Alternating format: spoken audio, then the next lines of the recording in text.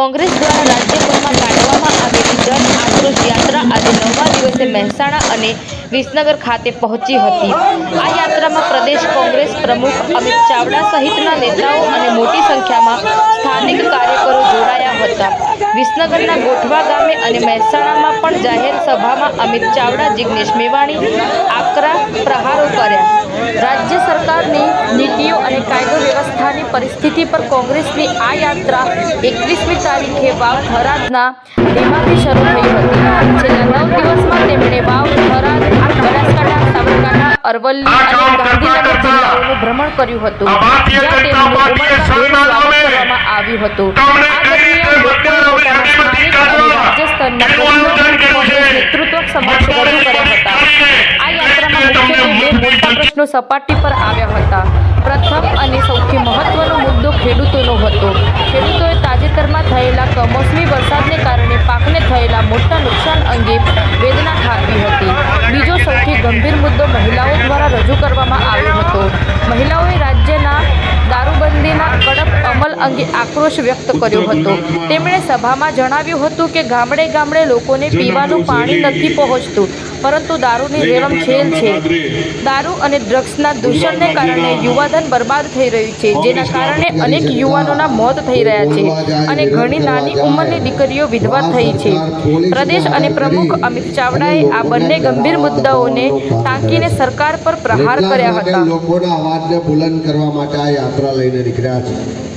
આ યાત્રાની શરૂઆત 21 તારીખે બનાસકાંઠા ભગવાન ધરણીધરના ધામમાં ધીમાથી શરૂ કરી હજારોની સંખ્યામાં ખેડૂતો, સામાન્ય લોકો, યુવાનો, મહિલાઓ બધાની આ હાજરીમાં યાત્રાની શરૂઆત થઈ અને યાત્રા આગળ ચાલી તો પહેલું જ ગામ આવ્યું તો ત્યાં 100-200 બહેનો ભેગા થઈને રજૂઆત કરવા આવ્યા કે અમારા ગામમાં પીવાના પાણી નથી મળતા, પણ દારૂ માગો એટલો મળે છે। આપણે છે એવું અહીં મળે છે કે નહીં મળતું? ટેન્કર ભરીને મળે।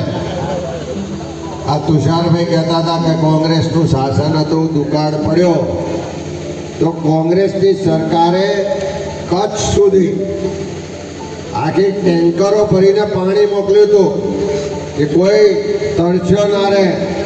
ખાલી માણસો નહીં, પશુની ગણતરી કરીને પણ પાણી મોકલ્યું હતું। અને અત્યાર શું થાય છે? એ જ કચ્છ સુધી ટેન્કરને બદલે હવે જમાનો બદલાયો એટલે પેલો કન્ટેનર આવ્યા, કન્ટેનર ભરીને દારૂ જાય છે। એ બહેનોએ કહ્યું કે અમારે ત્યાં પીવાનું પાણી નથી, પણ દારૂની રેલમછેલ છે। નાની ઉંમરના અમારા દીકરાઓ, અમારા જુવાનિયાઓ નશાના રવાડે ચડી અને એની જિંદગી બરબાદ કરે છે।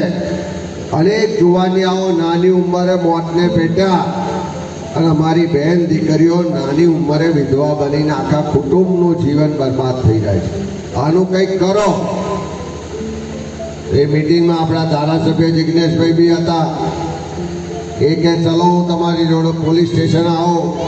પોલીસ સ્ટેશન ગયા, ત્યાં આગળ રજૂઆત કરી અને એમ કીધું કે જે ભ્રષ્ટાચારીઓ છે એને અમે ખુલ્લા પાડીશું અને એ ભ્રષ્ટાચારીઓને નોકરીમાંથી દૂર કરાવવાના થાય તો લડીને એમને દૂર પણ કરાવીશું। ખોટું કીધું કે શું? સાચું જ કીધું ને, એમાં કંઈ ખોટું જ નહોતું। હવે જે પ્રમાણિક હતા એમને તો લાગુ નહોતું પડતું, પણ જે પેલા હપ્તા ઉઘરાવે છે એમને લાગુ પડતું હતું। એક પોલીસ સ્ટેશનમાંથી ફરી ફોન આવ્યો કે સાહેબ તમે આ પોલીસને ખોટા બદનામ કરો છો। પોલીસવાળા જ ઉપરથી ઓર્ડર થાય એટલે ઉઘરાવા જાય છે। દરેક પોલીસ સ્ટેશનનો ભાવ છે। હમણાં રાજસ્થાન બોર્ડરનું કોઈ પોલીસ સ્ટેશન હોય તો એનો ઊંચો ભાવ હોય અને કોઈક સામાન્ય ગામડાનું પોલીસ સ્ટેશન હોય તો ઓછો ભાવ હોય। પૈસા આપીને પોસ્ટિંગ કરાવીને પોલીસવાળા આવ્યા હોય અને ઉપરથી એમને એસપી કે ગાંધીનગરથી દર મહિને આટલું ઉઘરાણું કરીને મોકલજો એવો ટાર્ગેટ આપતા હોય એટલે આ પોલીસવાળા બધા ગામે ગામ જાય। જેટલો દારૂ વેચવો હોય, જેટલું ડ્રગ્સ વેચવું હોય વેચો, પણ અમારે દર મહિને આટલો હપ્તો જોઈશે એવી ગોઠવણ કરી લાવે. પણ એ પોલીસ વાત નથી કરવી તો પછી આ યાત્રા લઈને આવ્યા શું કામ ગોઠવા?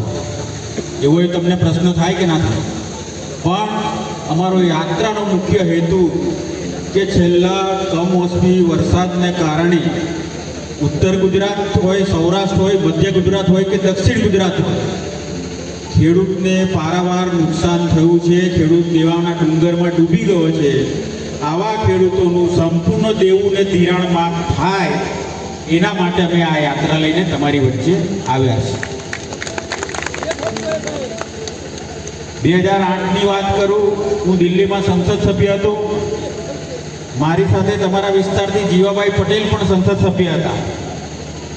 એ વખતે ભારત સરકારે નક્કી કર્યું કે ભાઈ અમારે દેશના ખેડૂતોનું દેવું નાબૂદ કરવું છે. અને રકમ કેટલી નક્કી કરી? 60,000 કરોડ રૂપિયા. પછી આખા ભારત દેશમાંથી મુદત વીટી બાકીદાર કેટલા ખેડૂતો છે, કેટલું એનું દેવું છે, એ આ વિગતો મંગાવી તો રોજગારી આપીને ભાઈચારાની અને સમરસતાનો ભાવ એ વર્ષો પહેલા પણ તમે ભાઈચારાની ભાવના નિભાવી છે. ત્યારે કોંગ્રેસની જન આક્રોશ રેલી શા માટે? આજે કોઈ પણ વિભાગ એવો નહીં હોય કે જેની અંદર ભ્રષ્ટાચાર ના હોય.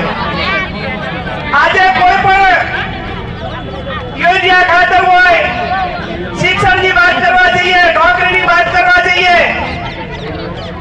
તો કોઈમાં પણ ન્યાયથી તટસ્થતાથી સરકાર નિર્ણય લેશે એવો કોઈ લોકોને એવો ભરોસો નથી રહ્યો.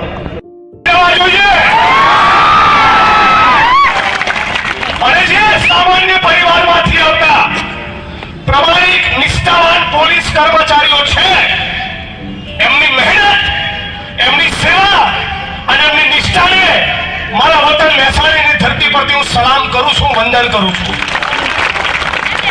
પણ જે માણસો ખોટા કામ નથી કરતા એમને ડરવાની કોઈ ચિંતા હોતી નથી. જે માણસ ખોટા કામ નથી કરતા, જેમની નિયતમાં ખોટ નથી, સત્યમની પડખે આવીને